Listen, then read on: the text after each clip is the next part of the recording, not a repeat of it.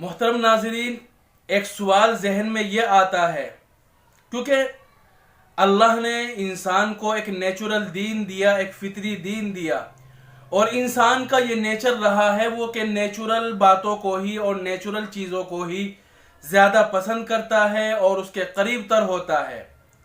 انسان کو جب بھی پریشانی آتی ہے تو وہ اپنے نیچر کو ڈھونڈنے کی کوشش کرتا ہے تاکہ اس کی پریشانی ختم ہو، اس کی ذہن کی الجھن ختم ہو۔ تو ایک ذہن میں سوال یہ آتا ہے کہ انسانوں کو شیطان بہکاتا ہے، تو شیطان کو آخر کس نے بہکایا؟ ہم آپس میں باتیں کرتے ہیں کہ فلاں آدمی نے یہ گناہ کیا ہے، فلاں نماز نہیں پڑھتا ہے، لوگوں کے ساتھ بد اخلاقی سے پیش آتا ہے، اس کو شیطان نے بہکا دیا، شیطان کے قابو میں آ گیا، وہ شیطان کے جال میں پھنس گیا۔ تو اگر لوگوں کو شیطان بہکاتا ہے تو شیطان کو کس نے بہکایا؟ وہ اللہ تعالیٰ کی قیامت تک کے نافرمانی کر رہا ہے، حضرت آدم کے سامنے سجدہ کرنے سے انکار کر دیا، اس نے خدا کے حکم کو ٹھکرا دیا، خدا کی نافرمانی کی۔ تو شیطان کو آخر کون بہکاتا ہے؟ شیطان کس کی وجہ سے نافرمانی کرتا ہے؟ انسان تو شیطان کی وجہ سے کرتا ہے، تو شیطان کس کی وجہ سے کرتا ہے؟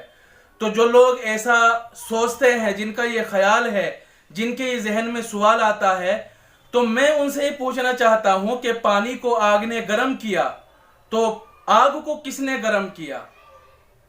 پانی پہلے ٹھنڈا تھا، اس کے نیچے آگ لگائی، آگ جلائی، بجلی پر اس کو گرم کیا، تو پانی کو آگ نے گرم کیا، لیکن آگ کو کس نے گرم کیا؟ تو جواب یہی ہوگا کہ پانی کو تو آگ نے گرم کیا، لیکن آگ خود بخود گرم تھی، اس کو کسی نے گرم نہیں کیا، اس کو کسی نے نہیں بھڑکایا، وہ پہلے سے ہی گرم تھی۔ تو یہی اس سوال کا بھی جواب ہے۔ انسان کو شیطان بہکاتا ہے، لیکن شیطان کو کسی نے نہیں بہکایا، اس کے نفس نے خود اس کو بہکایا ہے۔ دوسرے الفاظ میں یہ بھی کہہ سکتے ہیں کہ انسان دو چیزوں کی وجہ سے برائی کرتا ہے، گناہ کرتا ہے، ایک تو شیطان کی وجہ سے اور دوسرے اپنے نفس کی وجہ سے، اپنی خواہش کی وجہ سے۔ تو اسی طرح شیطان کے ساتھ دو چیزیں نہیں ہیں بلکہ ایک چیز ہے۔ انسان تو دو چیزوں کی وجہ سے نافرمانی کرتا ہے، شیطان کی وجہ سے اور نفس کی وجہ سے۔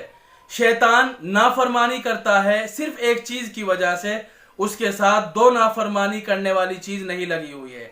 اس شیطان کے اندر نفس ہے، شیطان کے اندر جذبات اور خواہشات ہے، اس کی خواہشات نے، اس کے جذبات نے، اس کے نفس نے ہی اس کو گناہ کرنے پر آمادہ کیا، نافرمانی کرنے پر آمادہ کیا، اللہ کے حکم کو توڑنے پر آمادہ کیا ہے۔